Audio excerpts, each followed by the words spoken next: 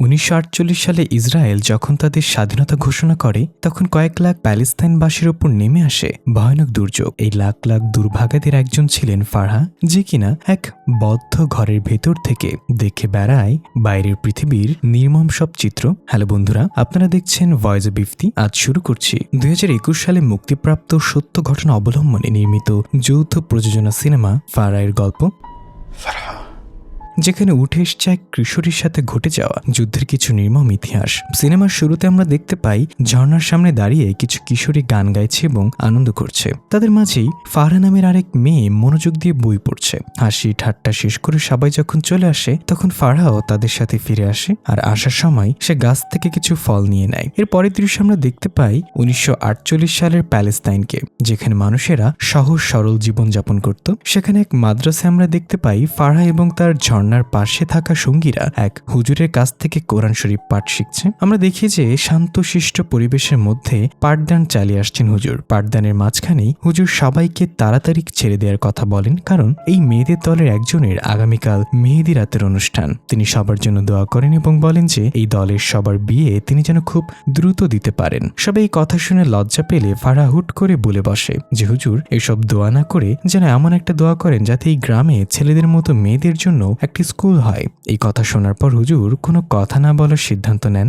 মাদ্রাসা থেকে বের হওয়ার পর ফারহা তার এক শহর থেকে আসা বান্ধবীর সাথে দেখা হয়ে যায়, যাকে নিয়ে সে এক গাছের নিচে দোলনায় বসে গল্প করতে থাকে। ফারহা শহরে বান্ধবী গল্পের মাঝে বলে যে গ্রামের এই সহজ সরল জীবন অনেক বেশি পছন্দ করে, কিন্তু ফারহা বলে যে সে শহরের জীবন বেশি পছন্দ করে কারণ শহরে মেয়েদের স্কুল রয়েছে। ফারহার স্বপ্ন সে একদিন ছেলেদের মতো স্কুলে পড়াশোনা করবে। ফারহার গল্পের মাঝখানে আমরা দেখতে পাই সে সময় প্যালেস্তাইনে অবস্থান করা ইংলিশ আর্মি বাহিনীর বহর ফারহার গ্রাম ছেড়ে চলে যাচ্ছে। গ্রামের অনেক বাচ্চা কাচ্চা সে বহরের পেছনে পেছনে দৌড়াচ্ছে আর তাদেরকে চলে যাওয়ার জন্য নানান রকমের স্লোগান দিচ্ছে ও কাঠ দিয়ে বানানো খেলনা বন্দুক বাহিনীদের দিকে তাক করছে। এরপরে দৃশ্যে আমাদের দেখা হয় ফারহার বাবার সাথে, যিনি সেই গ্রামের মেয়র। তিনি একজনের সাথে গ্রামের নিরাপত্তা নিয়ে আলোচনা করছেন, আর সে আলোচনার মাঝেই আমরা জানতে পারি গ্রামের নিরাপত্তার জন্য তাদের কাছে যথেষ্ট অস্ত্র শস্ত্র নেই, যা আছে সেগুলো প্রায় অকেজো। এই আলোচনার মাঝে ফারহা ঘরের মেহমান ও তার বাবার জন্য চা নিয়ে আসে এবং তার বাবাকে বলে যে স্কুলে ভর্তি হওয়ার জন্য আর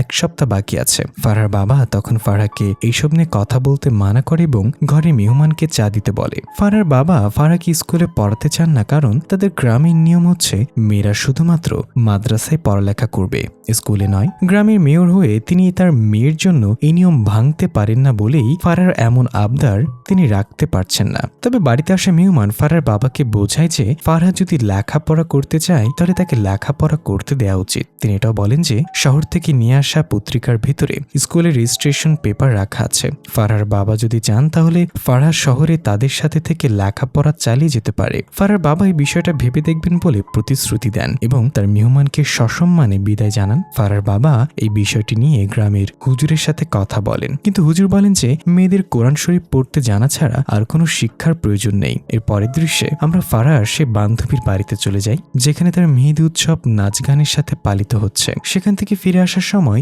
ফারহা লক্ষ্য করে ফারহার বাবা তার এক আত্মীয়ের সাথে কথা বলছে, যার ছেলে মাঝে মধ্যেই ফারহার সাথে কথা বলতে চায়। অনুষ্ঠান থেকে ফারহা ও তার বাবা একসাথে ফিরে আসার সময় ফারহা তার বাবার কাছে প্রশ্ন করে সে তার আত্মীয়দের সাথে এতক্ষণ কি আলোচনা চালাচ্ছিল। জবাবে ফারহার বাবা বলেন যে তিনি সেই আত্মীয়ের ছেলের সাথে ফারহার বিয়ের কথা পাকা করে এসেছেন। এই কথা শুনে ফারহার মন খারাপ হয়ে যায় এবং সে দ্রুত তার ঘরের দিকে যেতে থাকে, কিন্তু তখনই ফারহার বাবা ফারহাকে বলে যে সে ফারহার সাথে এতক্ষণ মজা নিচ্ছিল। এরপর ফারহার বাবা ফারহার স্কুলের রেজিস্ট্রেশন ফর্ম বের করে ফারহার হাতে দেয়। ফারহা দেখে যে ফর্মে তার বাবা স্বাক্ষর দিয়ে দিয়েছে, এর মানে ফারহা স্কুলে গিয়ে তার পড়াশোনা চালিয়ে যেতে পারবে। ফারহা এসব দেখে খুবই খুশি হয় এবং তার বাবাকে ধন্যবাদ জানায়। এর পরের দৃশ্যে আমরা দেখি কিছু অস্ত্রধারী লোক ফারহার বাবার সাথে দেখা করতে এসেছে। তারা ফারহার বাবাকে জানায় যে ইসরায়েলি বাহিনী যে কোনো সময় এই দেশে হামলা করতে পারে, সুতরাং তাদের এখনই প্রস্তুতি নেওয়া শুরু করা উচিত। জবাবে ফারহার বাবা বলেন যে তিনি আরব থেকে আসা অস্ত্র এবং সৈন্যদের জন্য অপেক্ষা করবেন, কারণ এই মুহূর্তে তাদের কাছে যা আছে তা ইসরায়েলের সাথে লড়াই করার জন্য যথেষ্ট নয়। এই কথা শোনার পর পর অস্ত্রধারী লোকদের নেতা দ্রুত সেখান থেকে উঠে চলে যান। ফারা যখন তার বাবার দিকে তাকায় তখন তার চোখ মুখে চিন্তার ছাপ দেখতে পাওয়া যায়। পরের দিন ফারা তার শহরের বান্ধবীর সাথে তার বাবার স্কুলের ব্যাপারে মেনে নেয়ার খবর জানায়। এই খবর শুনে তার বান্ধবী খুবই খুশি হয়, কিন্তু এত ভালো একটা সংবাদে আনন্দ করার বদলে বিকট শব্দে বিস্ফোরিত এক বোমার আওয়াজে ফারাও তার বান্ধবী কেঁপে ওঠে। ফারা দ্রুত তার গ্রামের দিকে দৌড়ে গেল। সেখানকার মানুষের এদিক ওদিক ছোটাছুটি করতে দেখতে পায় সে।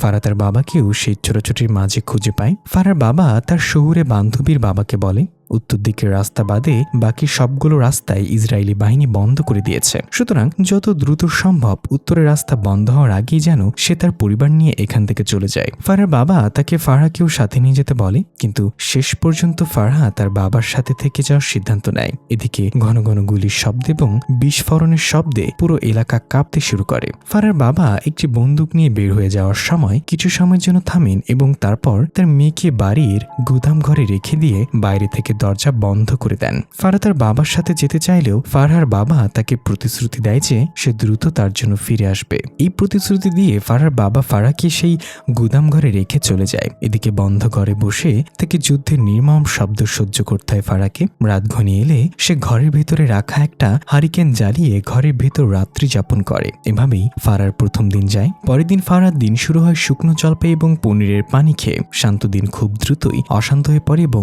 বাইরের বোমা আগুনের ধোঁয়া ফারার গুদাম ঘরে প্রবেশ করতে শুরু করে। ফারা তখন কাপড় দিয়ে ঘরের দরজা নিজের ছিদ্র এবং দেয়ালে থাকা একটা বড় ছিদ্র আটকে দেয়, যাতে ঘরে আর ধোঁয়া প্রবেশ করতে না পারে। বাইরের আগুন এবং বিস্ফোরণ থেমে গেলে ফারা ধীরে ধীরে ঘরের ভেতরে আটকা পড়া ধোঁয়া থেকে দেয়ালে ছিদ্র দিয়ে বাইরের দিকে বের করে দিতে থাকে। এরপর ফারহার একা একা নীরবে সময় কাটে।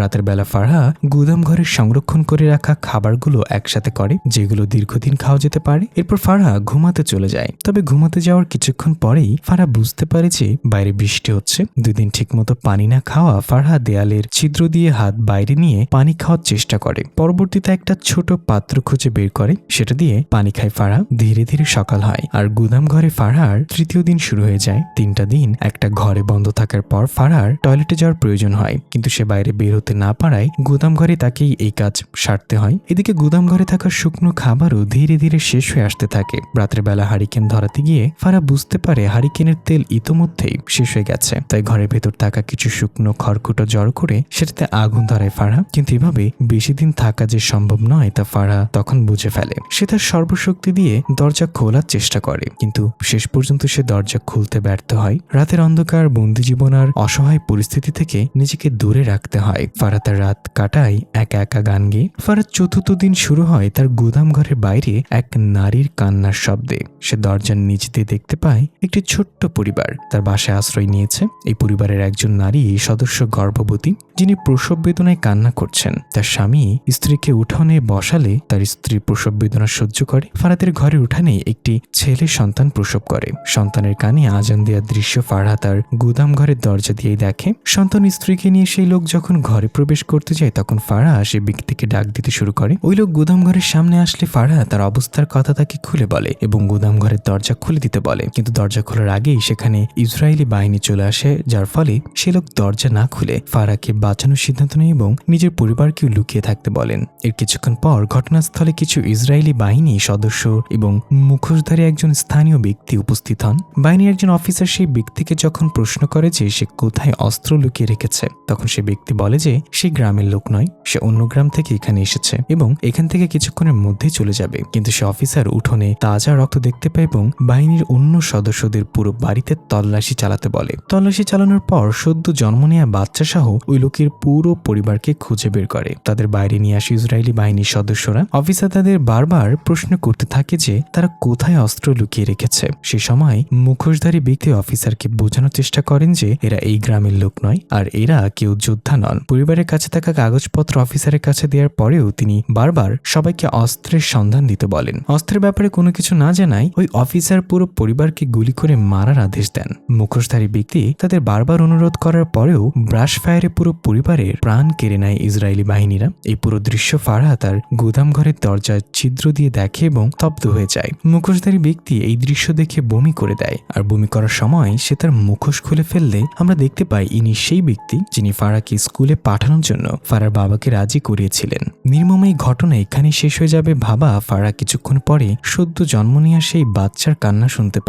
ইসরায়েলি বাহিনীর সে অফিসার তার একজন তরুণ সৈন্যকে বাচ্চার প্রাণ নিতে বলেন। তিনি এই বাচ্চার জীবন নেওয়ার জন্য সে সৈন্যকে গুলি খরচ করতে নিষেধ করেন। ফারাহ এই ঘটনা দেখে কিছু করতে চেয়েও করতে পারে না। এদিকে সেই তরুণ সৈন্য নিষ্পাপ এক শিশুর জীবন নিতে গিয়েও থেমে যায়। তার বিবেক তাকে আটকে দেয়। এই জন্য সে বাচ্চাটাকে ওখানে রেখেই চলে আসে। সদ্য জন্ম নেওয়া দুধের বাচ্চা তখন তার মায়ের জন্য অনবরত কান্না করতে থাকে, কিন্তু সে জানেও না তার সামনেই তার মায়ের নিথর দেহ পড়ে আছে। বাচ্চার এই কান্না ফারহান নিতে পারে না। সে ঘরে থাকা বিভিন্ন জিনিস দিয়ে তার গুদাম ঘরের দরজা ভাঙার চেষ্টা করতে থাকে, কিন্তু শেষ পর্যন্ত সে ব্যর্থ হয়। দিন রাতে পরিণত হয়। অসহায় বাচ্চার কান্না থামে না। বাচ্চার ক্ষুধার্ত কান্না ধীরে ধীরে ফারহার মাথা নষ্ট করে দিতে থাকে। আর সেই মুহূর্তেই হাজার সমস্যা ও নির্মমতার মাঝে ফারহার নারীত্ব পূর্ণতা পায় এবং তার মাসিক শুরু হয়। এর পরের দৃশ্যে আমরা দেখতে পাই ফারহাহ তার দরজার সামনে শুয়ে বাচ্চার কান্না থামানোর জন্য তাকে ঘুম পাড়ানি গান শোনাচ্ছে।